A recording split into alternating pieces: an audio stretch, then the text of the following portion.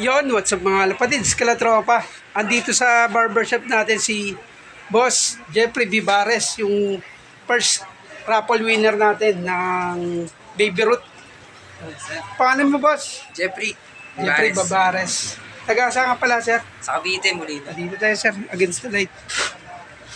Ano pa pala ulit pangalan mo, Boss? Jeffrey Vivares. Vivares, taga saan ka, sir?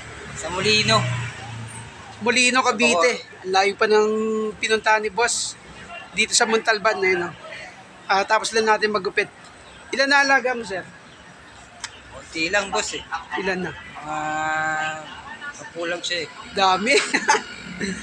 Mga ilang taon ka na nag-aalaga ng alapati? Nakakapisa lang po. Umpisa lang.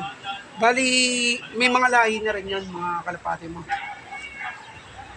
Bira lang po yung ano eh. Mga bigay-bigay lang din po eh. Ngayon, siya yung first raffle winner natin sa Baby.